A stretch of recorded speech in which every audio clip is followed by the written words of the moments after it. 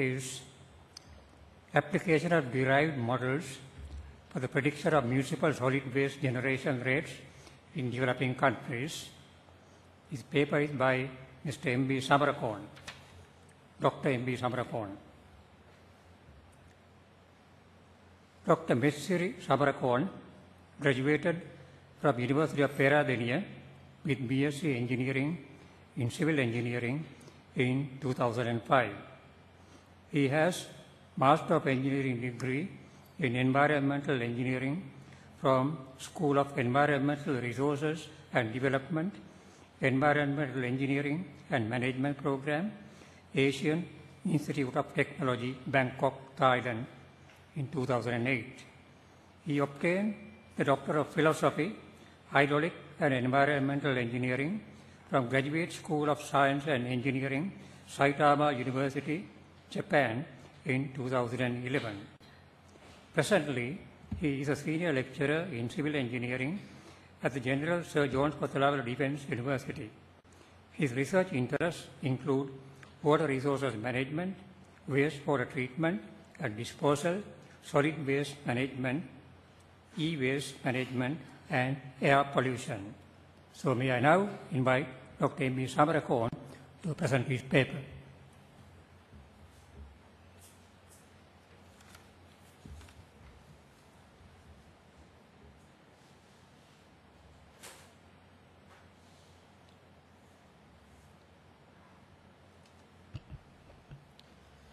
Good afternoon, ladies and gentlemen. So I will be presenting about application of derived models for the prediction of municipal solid waste generation rates in developing countries. This is related to the solid waste management practice in Sri Lanka. So content of the presentation: introduction, definition of solid waste, municipal solid waste generation, problem statement of the research, objectives, research methodology, research and discussion, and finally conclusions. So I will briefly define what is solid waste management. So we can simply define solid waste management. It is defined as the discipline associated with the control of generation, storage, collection, transfer and transport, processing and disposal of solid waste in a manner that is in accordance with the best principle of public health, economics, engineering, conservation, aesthetic and other environmental considerations. Okay? That is also responsive to public attitudes. So these are the operations we have to do in solid waste management process, and these are the things we have to consider. And in other words, these are the end products we will have. So you can see solid waste generation is one of the important factors in entire solid waste management practice. Therefore, prediction of solid waste generation is one of the key parameter in this whole solid waste management process. Therefore, it is important. So why we need to develop solid waste management practice? So as I mentioned earlier, so here this is the starting point and these are some endpoints. So if we cannot predict solid waste generation at the beginning, this whole processes cannot be implemented. Therefore, first of all, we have to find a proper way to predict solid waste generation in a particular community.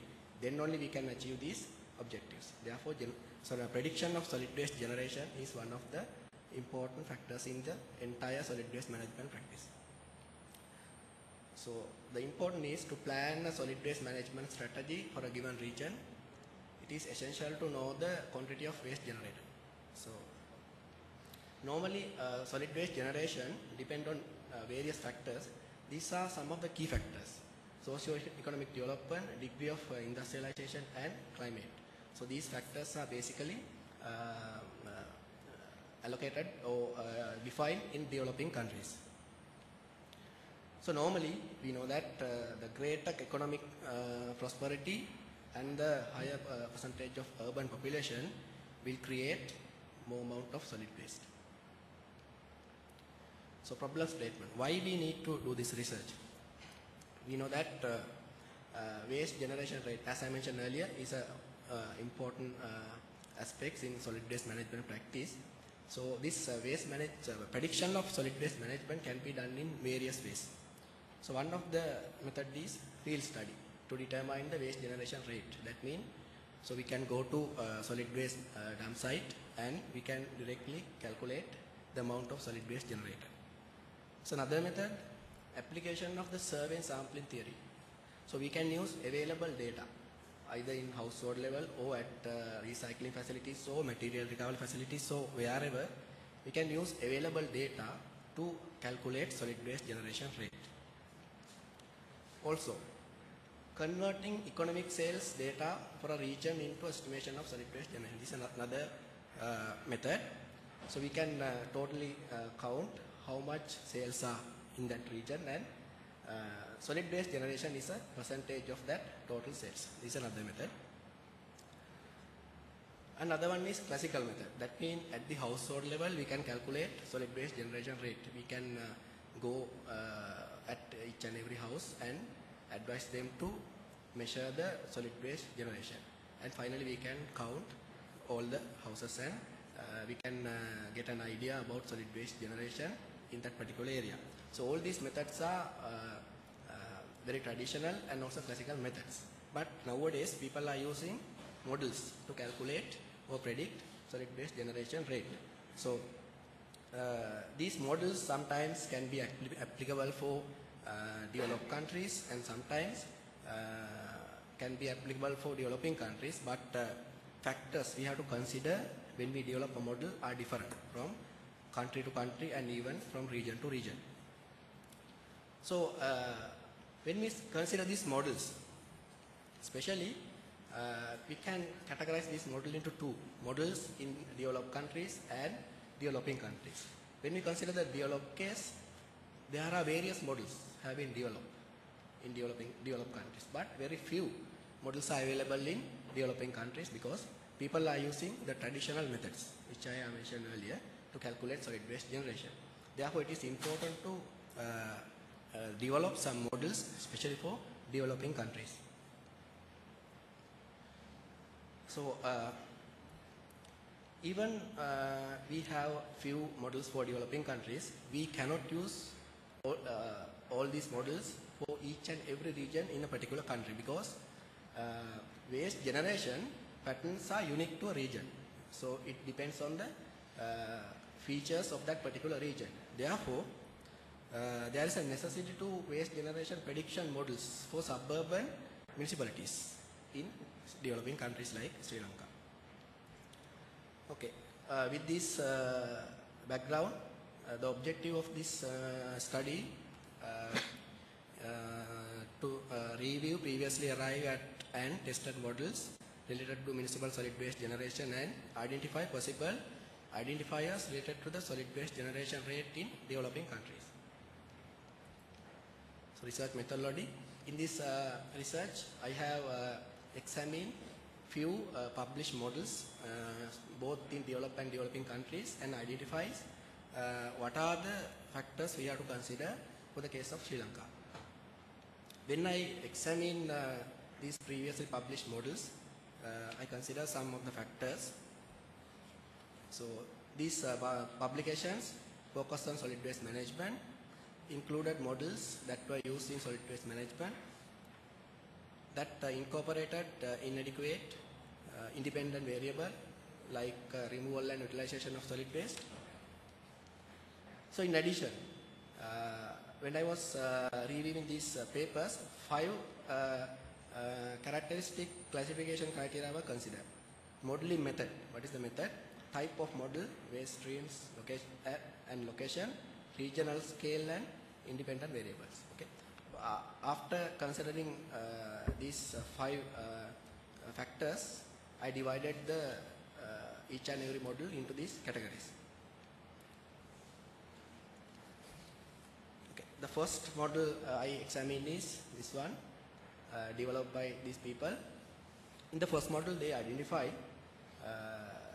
consumption and utilization is the main factor for solid waste generation in that particular area. So, second model I consider is this one. They identified different collection systems influence the solid waste generation in that particular area. Third model, type of material is the main factor that is affected on the solid waste generation in that particular area. Next model, they found that energy turnover, environmental effects and plant nutrient consumption are the main factors affecting on solid waste generation. So another model, this is one of the important models. We can apply this model even to the Sri Lankan situation also. They identified that recycling impacts are the major effects on solid waste generation. So this is quite similar model where we can apply in most of the developing countries. And these people also did a numerical simulation or modeling, and they identified community-based waste collection approach, waste classified across different waste streams, and identify consumption patterns. These are the main factors they observe for solid waste generation rates. And these people also did the modeling. Consumption types and size of household are the major factors, and also income in relation to population are the major factors on solid waste generation rates. All these studies I have mentioned are not conducted in Sri Lanka. So all are in some other countries, both in developed and developing countries. And I examined one model in Sri Lanka also. They have identified, they have done a field investigation in Maratmalan area, and authors identified population density and average income of individuals are the main factors that controls the solid waste generation rate. In addition, they identified some other minor factors: levels of education, climate, religious and cultural beliefs, living habit and social and public attitudes are other factors. So by considering all these models, so I finally decided or concluded to get some of these factors to make a model which can be applied for Sri Lankan situation. So when I select these appropriate parameters, some factors were considered.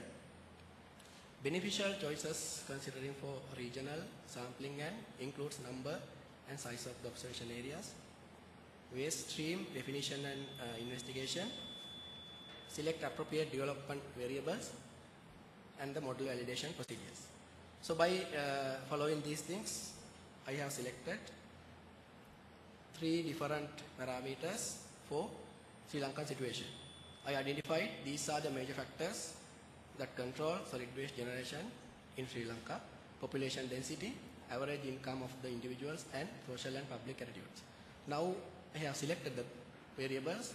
So now the next step is to make a model or the relationship between these things. So by analyzing some of the previous data, I understood that the easiest method of correlation is a linear model, which assume a linear relationship between the amount of solid waste generation and their contributing factors. So by assuming that, I developed this simple model for solid waste generation. X1, X2 and X3 you can see. A, alpha, beta, gamma are the coefficient of correlation. This is a very simple and can be applicable for most of the developing countries, because it's a linear relationship. But we cannot apply this one directly because still we don't know what are the variables A, alpha, beta and gamma.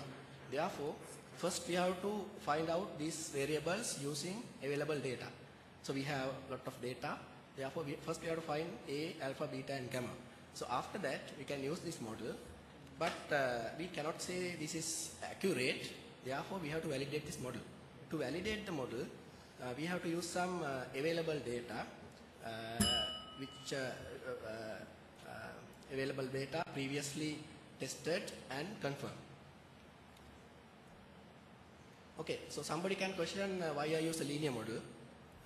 This picture gives a reason, quite good reason. These are the solid waste generation rate with urban population for some of developing countries, including Sri Lanka. So you can see that solid waste generation rate is linearly vary with the urban population for most of the countries. So this is another one, solid waste generation rate with GDP per capita.